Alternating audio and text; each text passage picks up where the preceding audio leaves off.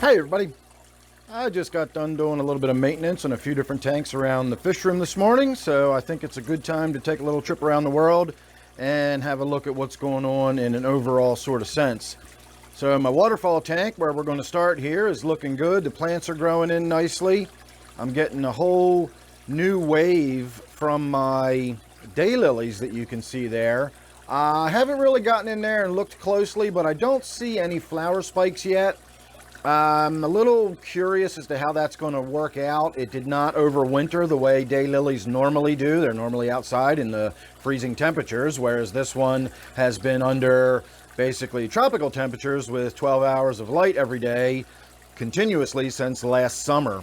And it kind of died back over the winter, just sort of looked really peaked. I was thinking about throwing it away, and then it suddenly started sort of coming back and bushing out again. If we walk around here to the side and give you a little more of a parallax view of it, you can see just how three-dimensional that actually is. It really sticks out quite a bit. So if we get some flowers on it, that'll be pretty cool. It'll be interesting to see whether that plays out or not. My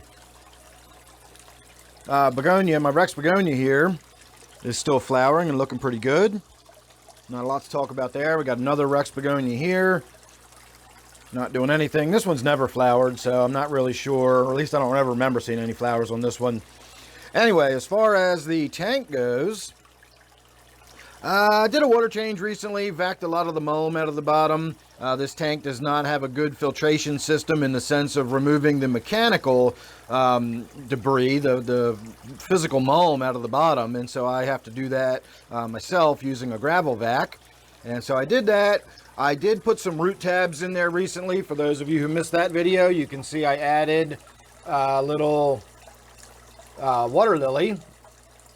And I'm hoping the root tabs will have that growing in a little bit better. It's kind of doing okay. It's sent out some new growth, but it's not exactly growing vigorously, so we'll have to wait and see. Of course, it's also not getting actual sunlight. It's getting a pretty good grow light shining down on everything, but that grow light is no match for natural sunlight, and that grow light is also 5 feet away and above the water and above all those plants.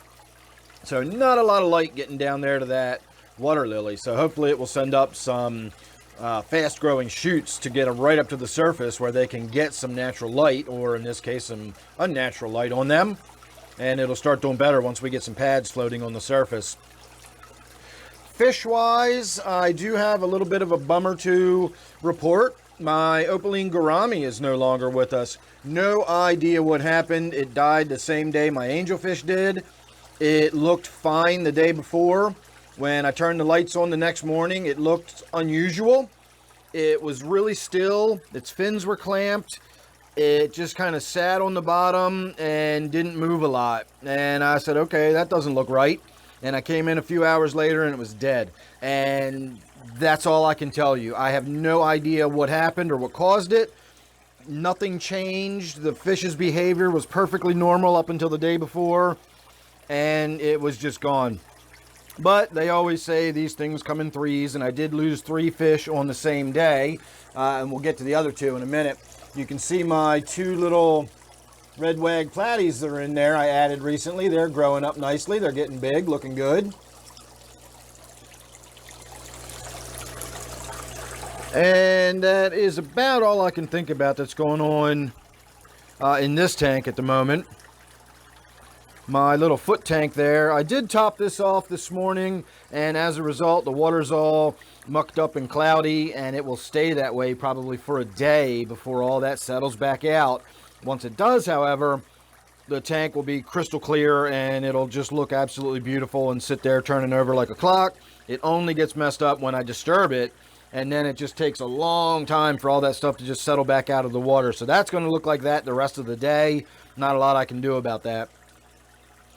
So that is pretty much an overall look at what's going on with the waterfall tank. Let's get these lights turned out. And then that way we will have a lot less glare on my other tanks once we start making our way around the room. So we are going to come over here to my 29 miscellaneous. I actually have some stuff to talk about here today.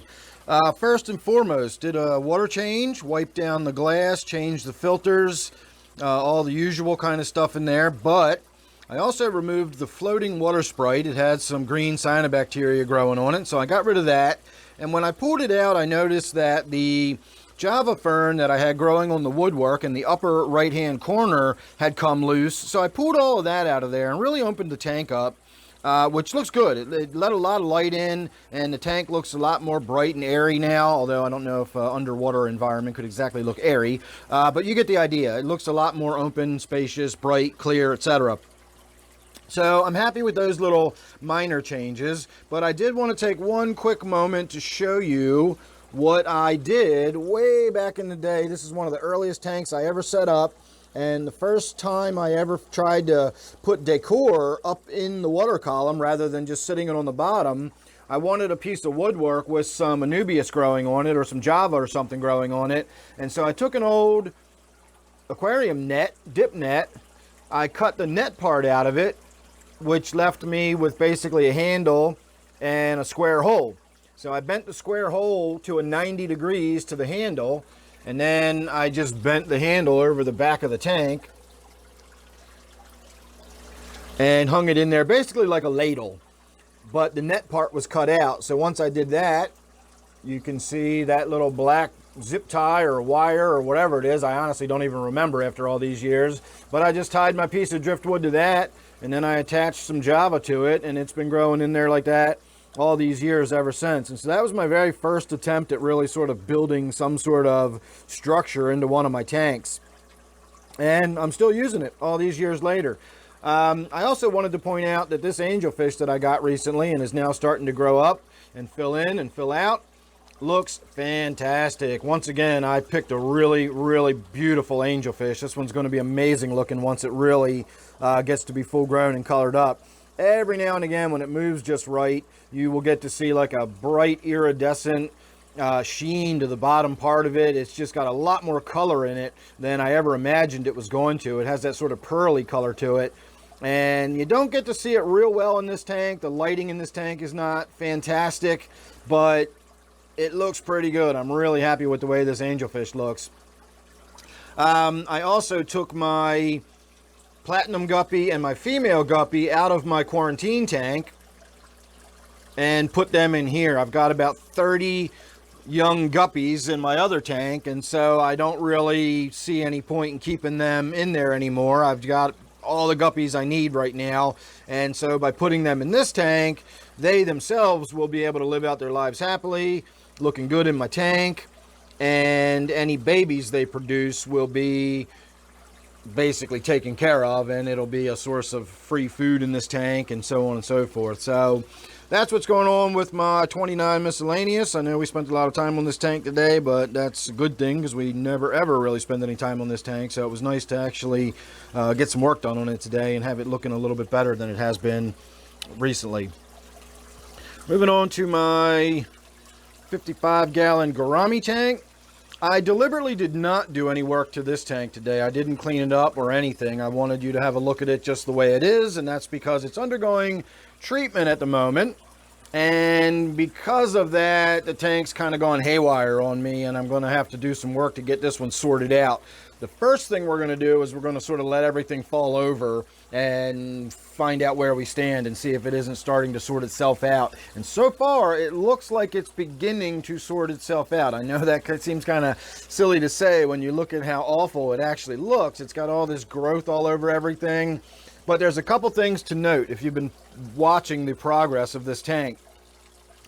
First of all, I think all of the green cyanobacteria that was still hanging on in there is finally going away. I don't really see any more big clumps of that, so that looks like that's clearing up. Even back in the corner, you can see just a little bit right there, that sort of darker green on the filter intake. That is still cyanobacteria, and there's a little bit of it up there. So it is still in there, and I did do another dose of the ChemiClean this morning. We are still working on killing all of that stuff off. But what's left over and what exploded was all this weird algae. I don't even know what kind of algae this is, but it's really strange. It's just kind of nasty, and it's growing on everything. And that exploded when the cyanobacteria started dying off, probably because as the cyanobacteria died off, there was an explosion of nutrients in the tank. All this decaying organic material fed this big algae explosion. So I got all this algae growing all over everything right now. But you will see that it is actually starting to die off on this front glass. It's fading back. This whole to be covered with it. So the fact that we've got all this clear area is interesting, because I didn't clear that. It cleared itself. And my rubber lip pleco that's in this tank has been on there and eating it and scraping at it, and you can see the back glass has got some clear spots. So it is actually beginning to open up and clear up. So for now, I'm going to keep just doing water changes on it. We're going to keep our eye on the parameters and all that kind of stuff. I have been testing the water. I checked this morning. The nitrates are just over the line where it's starting to get red. That's not a concern for me. It's probably under 50 parts per million. And again, I just did a dose of the ChemiClean this morning, so we're going to let it ride for another couple days. Then I'll be in there doing a big water change and clearing that out. And when I do that, I will start wiping the glass down. We'll change the filter out. And I'm just going to kind of get the tank cleaned up. And I think over time, it will start looking better, and we'll get rid of a lot of this crud. The other thing I wanted to point out is if you look at some of the new growth coming in, that doesn't have anything colonizing and growing on it. Look how bright green all that new growth coming in right there is, even this little bit here. So it is starting to open up. I'm also going to get in here and remove a bunch of that. That thing's just getting too big. It's blocking the fish's ability to move around the tank. It's blocking the water flow. It's blocking the light. I mean, you can barely even see the striped Raphael in the cave in the bottom. It's just so dark in the tank now. So a lot of work is going to be coming up here on my Gourami tank, to say the least. But we'll get there. Moving on to my 55-gallon tank. This tank is where I lost my beautiful green giant angelfish. Had it for 8 years or thereabouts, maybe even longer. So no mystery as to why it died. It's just I had the fish for a long time. I had it in my early days. It underwent a lot of experimentation on my tanks. I did a lot of things that killed off a lot of other fish, and it survived.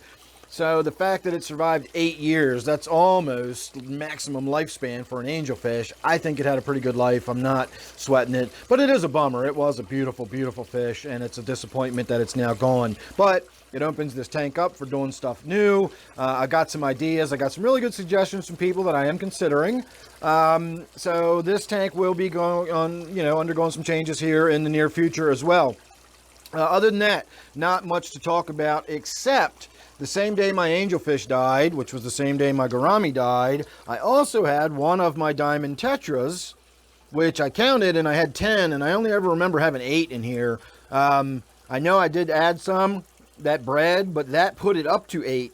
So the fact that there's 10, I almost want to say they bred again, and a couple more survived to adulthood, and I never even noticed them growing up or something. I don't know, but I had 10 of them in here, and now I've got 9, because the same day my angelfish died, there was one diamond tetra in there that was all swimming around sideways and corkscrew, and you know the routine.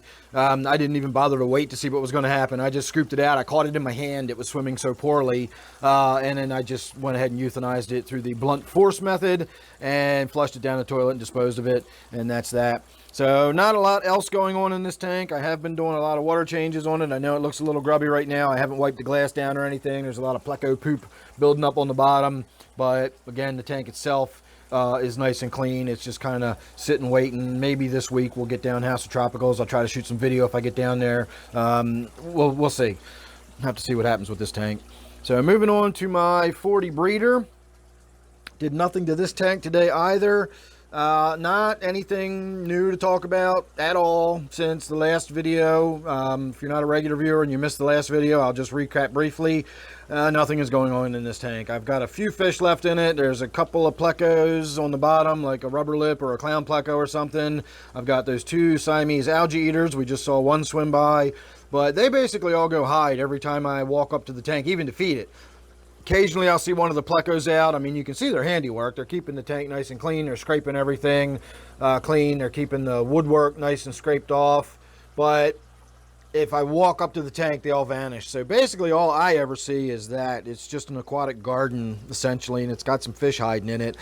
This tank also is kind of in the stasis. You know, it's just sitting there waiting for me to finally get around to doing something to this tank. And I also have ideas for this tank. In fact, for my viewers that are patient enough to watch these long-winded videos, I will tell you that I am thinking about taking this tank back to its roots. I started this tank as an African tank, not an African cichlid tank per se, but an African tank. And I did actually have African cichlids in here, but not the kind you're probably thinking of. I had a breeding pair of crebensis, and they were awesome. I loved them, but they got so aggressive with the other fish in the tank when they bred that I wound up having to put them in their own tank, and it was too small, and it never really worked out. And so I've always wanted to have another breeding pair of crebensis, and I think this tank might be it. I might put some other fish in there that are a little hardier, and even if the crebensis do breed and harass them around a little bit, it won't be that big of a deal. But it wasn't tenable the way I had it set up before. I was not expecting the cribs to breed, and I was not expecting them to be as aggressive as they were. Again, I had very little experience in the hobby at the time, and so I didn't know. Look, we're getting just a little glimpse of my two Siamese algae eaters down there. So they are in here. So anyway, that's my general plan for this tank, is to make it a crebensis tank and let them breed and do their thing, and that should be fun to watch. And the crebensis are just beautiful, beautiful little fish. So that's my plan. But again, I'm open, you know, change my mind. You can tell me something else to put in there that might be a better idea. I'll listen. I'm open to suggestions. My 125-gallon New World tank. Not a lot to talk about in this tank either. I just got in there today because I knew I was going to be shooting this video while I was working on some of my other tanks. I wiped the glass down and I topped the water off. But other than that, there's not really anything going on in here. I haven't done anything different or changed anything. Everybody's still nice and healthy and doing fine.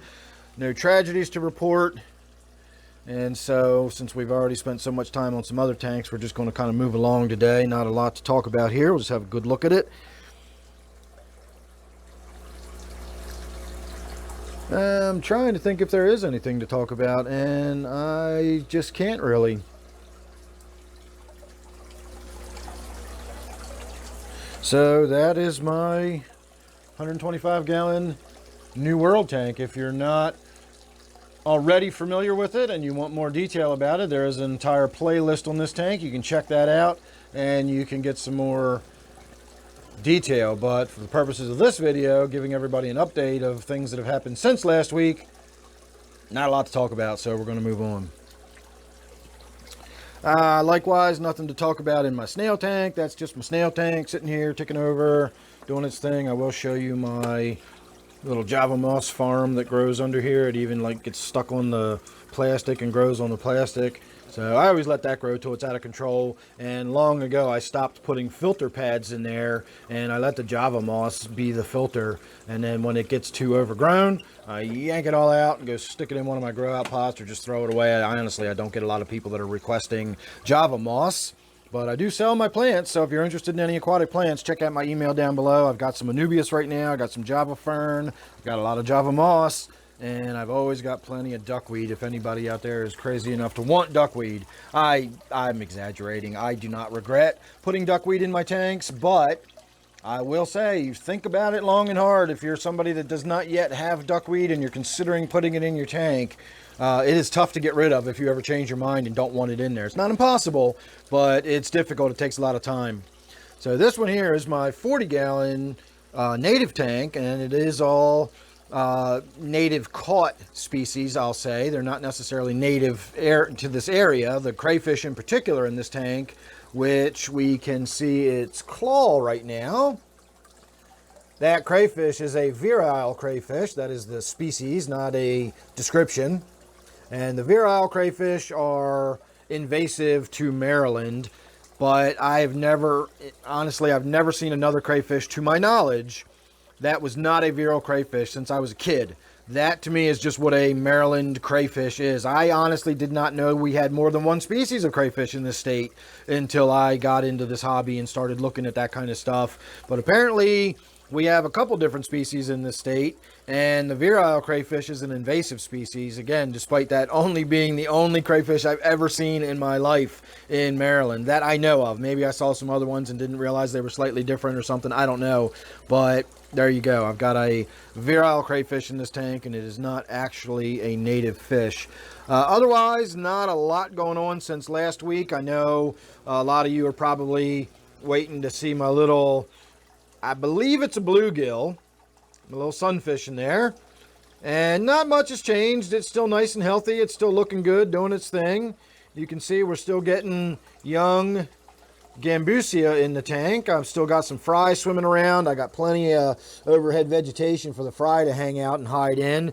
And since that sunfish and the Gambusia are the only real fish in this tank, there's not a lot of predation on the fry. So when they do breed, it's a pretty successful, survival rate. Pretty high survival rate, I should say.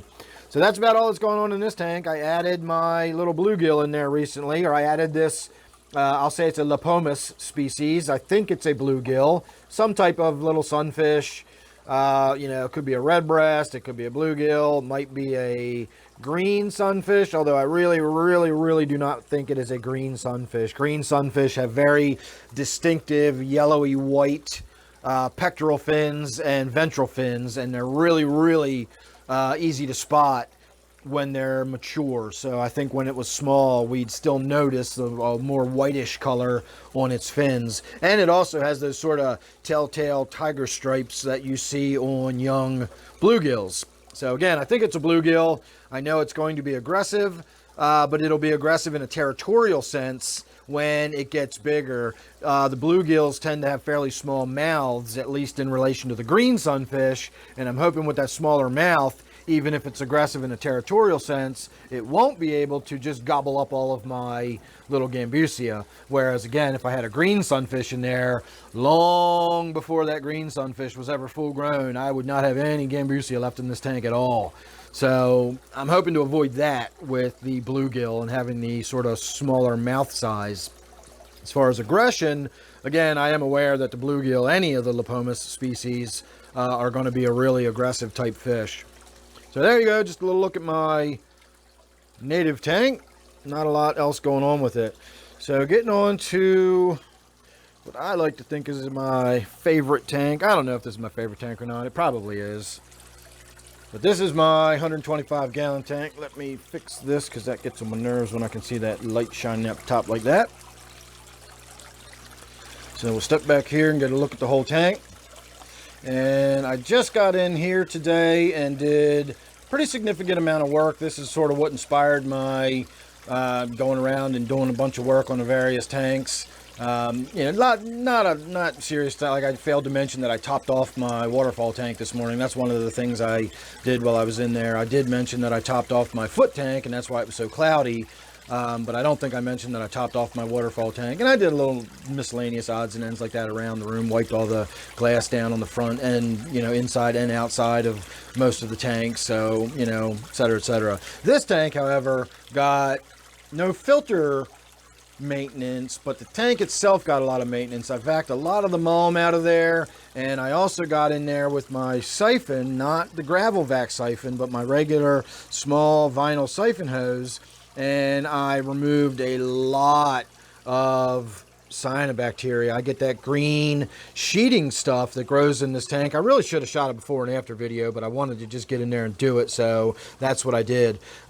You'll see a little bit of it is still left. I missed that piece right there. In fact, that looks like a piece that is broken off from somewhere else and is settled in right there, so I'll probably be able to get in and remove that. But that gives you an idea of what I'm talking about, that green sort of sheeting growth. And I had so much of it. It started on the glass here. You can see this big patch, and it grew in a sheet all the way across all of my red tiger lotus. It grew over all of my Java, continued down across this rock, up and over, and kind of petered out when it ran out of places to cover.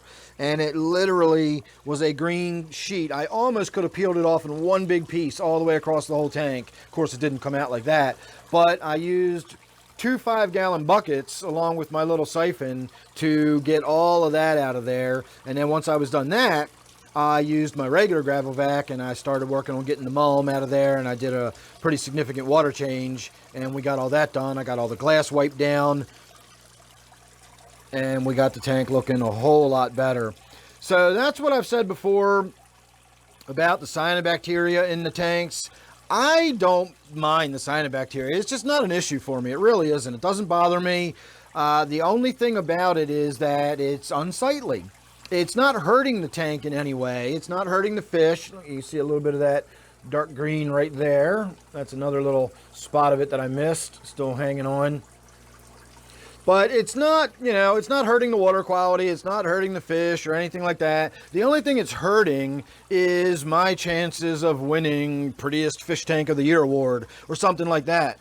So if you're one of those people that always wants your fish tank to, you know, just in case strangers pop into your house one day and you care about their opinion or something, and you always want your tank to look pristine, or you just want it to look pristine for yourself, then that, you know, I could see that cyanobacteria being an issue. That's just not my personality. I just really don't care. I honestly think for as pretty as the tank looks like this, if it was cleaner than this, it would start looking unnatural. This almost looks unnatural to me, but it also makes me feel a little proud because I'm the one that got in there and did all the work to get it looking all clean like this, and so there's a sense of satisfaction that goes with it. But a tank that's just too algae free and cyanobacteria free and mulm free and there's nothing swirling in the water, again, to me just looks a little too unnatural. I like my tanks to look like I somehow took a piece of a river or pond or something and put it in my basement. And under those circumstances, you're going to see algae and you're going to see some stuff in the tank and so on and so forth. So that doesn't bother me. The only time it bothers me is when it just becomes overbearing and it's problematic in the sense that there's just so much of it. It doesn't look natural to me and it's just starting to look ugly. And then I get in there and I put in a little bit of extra effort and, you know, one particular water change and boom, it's all done and the tank looks like this again. So that's why it's not an issue. If it was something in there that was dangerous or it was going to kill my fish or if it was making my basement stink, you know, anything other than just the way it looks, I would probably be more concerned about the way I address it. But because it's only a matter of the way it looks, it's just not something that bothers me. And so I do the maintenance the way I do the maintenance. I will say on two final notes, I did see my Synodontis uterus, the new catfish that I put in this tank. Hadn't seen it in a while. I was beginning to wonder if it was still in there, but I did see it briefly this morning. So it is still in there and it is still alive, although it always hides in the caves. And we'll have to wait until it gets a little bit bigger before we see it more regularly, I think. I also took a piece of the Anubias that I had left over, and I know it looks a little odd right now sticking out sideways, but I tucked it underneath that rock carefully to hold it in place, and in time it is going to root in and grow, and we will have a nice little patch of Anubias growing here in this tank. I also noticed how you can see the spread of my crypt. I put that in there years ago, probably down here, and you can see how it's moved, and it sent out a trailer, and it sent out another one, and eventually I would imagine we'll get more down here. So at some point I'm going to have to get in there and start thinning that out too. So that's all that's going on in my 125-gallon tank. Getting on to my little 20-gallon Angelfish tank. There's my clown pleco that we seldom get to see in here. Got in here this morning, did a big water change, vacked out a lot of the mulm. This tank has very, very poor water circulation, and so the mulm and detritus and everything tends to collect on the bottom pretty rapidly. So I got in there, I did a bunch of that. Obviously the water change, I wiped down the glass. The glass was filthy, couldn't even see in the tank, so I got all that cleaned up. I even cleaned the far end panel so I can see in from the other room, and I physically removed a bunch of that crud and cyanobacteria or whatever that stuff is that always grows in this tank. This is another tank that the water's clean enough, the fish are healthy enough, it just doesn't look very good, and I don't care. I'm going to get to doing something with this tank at some point. I'm kind of tired of looking at it the way it is. I feel like it's ready for a change. I just don't know what it's going to change into yet. I'm waiting for inspiration to strike. Once it does, we'll move forward from there. So that's about all that's really going on in there. We get down to my quarantine tank. I've still got my 5 red wag platies in here. They did have 2 babies. Those are the ones you saw at the beginning of the video in my waterfall tank. And these are going to probably go in my 29, maybe not all of them, but I want a little bit of red color to go in there to highlight the red, blue Colombian tetras or whatever those tetras were that I put in there that have a little bit of red. I want a little bit more red in that tank, and I think these will work out nicely. But I'm waiting for them to pop out some more babies so I can get some more free fish out of it. So that's about all that's going on with my quarantine tank. And we get last but certainly not least to Butterbean's tank here. I still call this my brackish tank simply because it's what it's listed as a name on my playlist, but is no longer really a very valid description of what this tank is. You see that little baby guppy right there? I do have plenty of baby guppies in this tank. The guppies are in here breeding like guppies, and so I've got lots of those. And Butterbean is doing well. I've kept the salinity down below brackish levels. You can see how nice and bright white his belly is now. It's interesting how dark his belly gets when feeding. The figure 8 puffers should have a nice white belly, and it only gets dark when they get stressed out. Man, he's fat. I haven't fed him since yesterday afternoon, and he's just that round. I got to cut back on how many snails I give him or how many shrimp. Honestly, the freeze-dried krill is his normal food on a day-to-day basis. He only gets the snails a few times a week or when I feel like shooting a video of him. But he is a fat little bugger in there. Anyway, he should have that nice bright white belly like he should, but during feeding time it always gets really dark. And I've talked about this before. I think it is because of stress, but we're thinking about the word stress wrong. Stress just means change of state. And a fish that's excited because there's a lot of food and it's, you know, it's hunting, it's going into predatory mode. There's a lot of reasons why that belly could darken up that don't necessarily imply a negative response. It's not necessarily upset or stressed out in a bad way when it's in there feeding and its belly gets nice and dark like that. But its belly does get really dark during feeding time. I always find that interesting. So that's about it. I'm going to try to wrap this video up before I go to my end of my file and I have to stitch two pieces together. Last month I tried, or last video I did that, and I missed it by 4 seconds. So we're going to say goodbye now. I'm going to say thanks for watching. Hope you enjoyed that. Don't forget this one here is my 29 miscellaneous. I'll see you real soon in the next one.